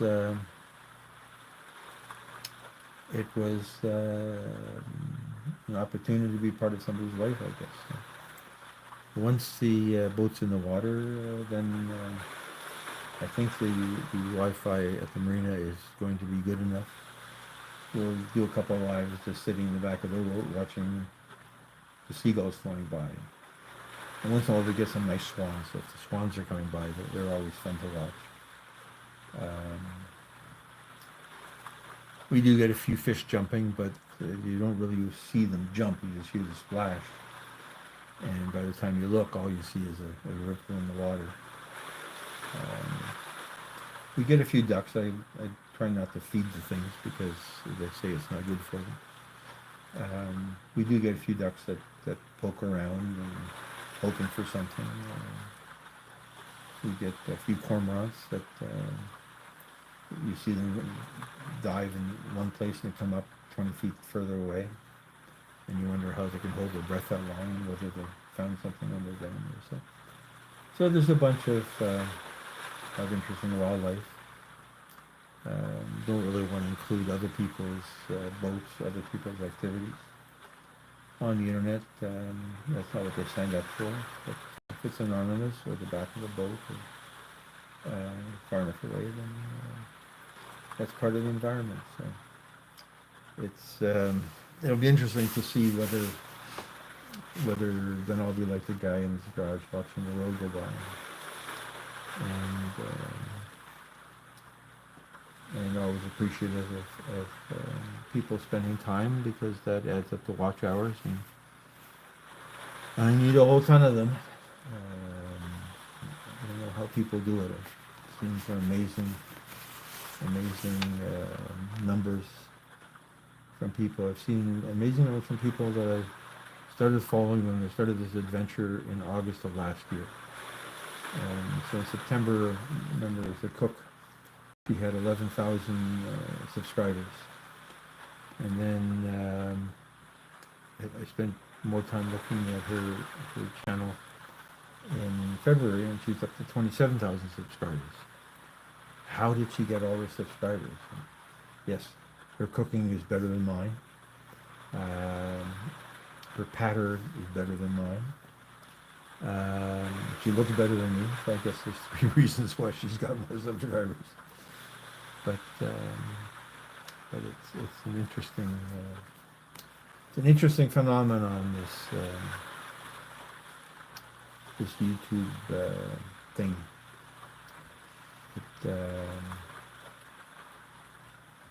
Hey, Jano, you're still there? Thanks. Yeah, I'm going to give it another 15 minutes or so. I think we'll go through one more loop of this. I'm almost finished with editing my photos. It's 9:30 here, and I have to go deal with a couple other things. I think I mentioned earlier, doing some photography for an AI project for Adobe, where they're looking for photos to feed their AI engine. And these are photos of stuff in front of our fireplace. And what they will do, I guess they go into the database, and somebody wants to generate a fireplace picture for a Christmas card in the AI program. The AI program needs to know what a fireplace looks like and what kinds of things you might expect in front of a fireplace, like firewood and a potted plant. But we don't want to put it too close to the fire because then, of course, it's not good for the plant. So I've got firewood, and I've got a brass pitcher and a brass bucket for the firewood, and a lighter and fireplace tools like the shovel and the tongs and so on. So that will go into their database, and somehow it will then turn into the beginning of somebody's AI project. And I guess what I might do is, after give them a month to integrate into the database, go back and ask it to draw me a fireplace and see if it has any resemblance to my input. Because they say that you can't really tell when you're looking at it where the elements of a AI image came from. Technically, the AI engine should be able to figure it out, but they all claim that they can't tell because that opens them up to copyright issues, where so it's all anonymized, and it's harder to say what generated any one particular image that was part of the AI output.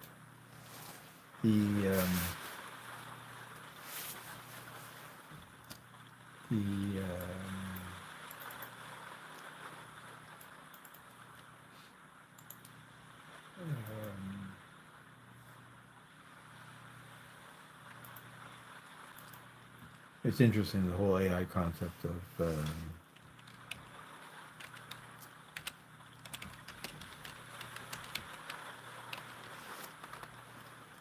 what how AI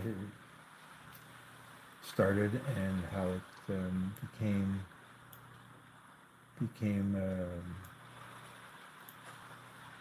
such a good tool um, for Erzat's creativity. Um, there are still people that worry that AI is going to take all our jobs away and replace us all in terms of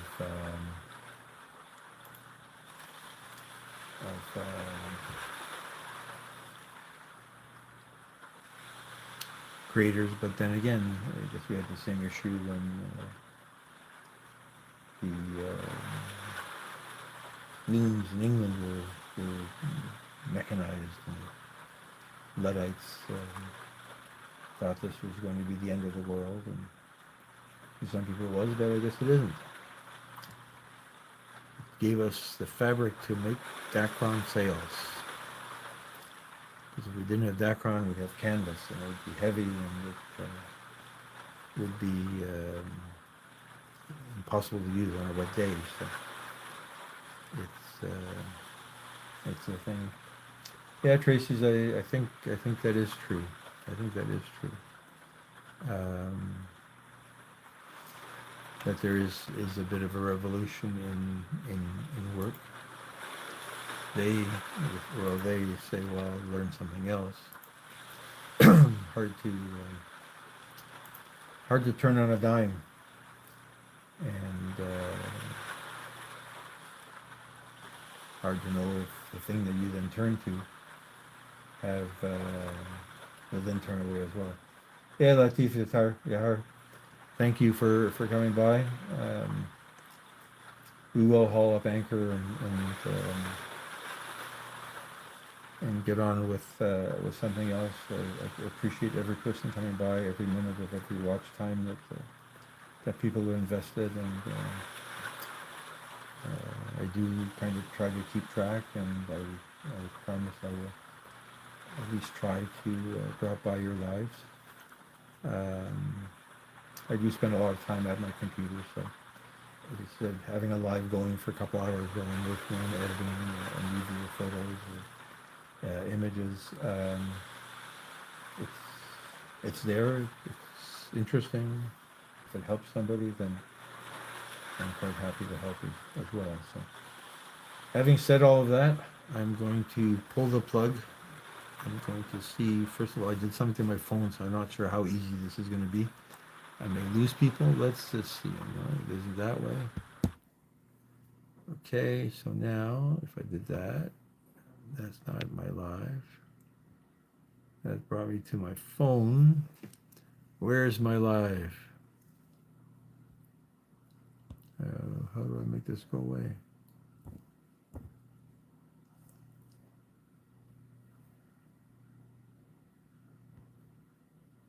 No, that's not it.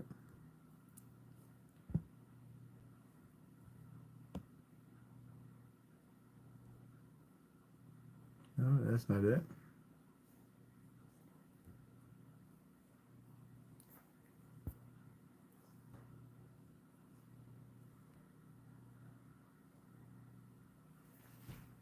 Okay, how do I turn off the live?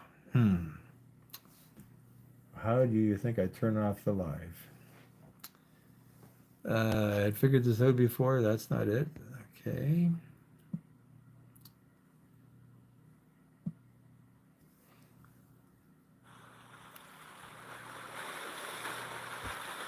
I'll move this inside.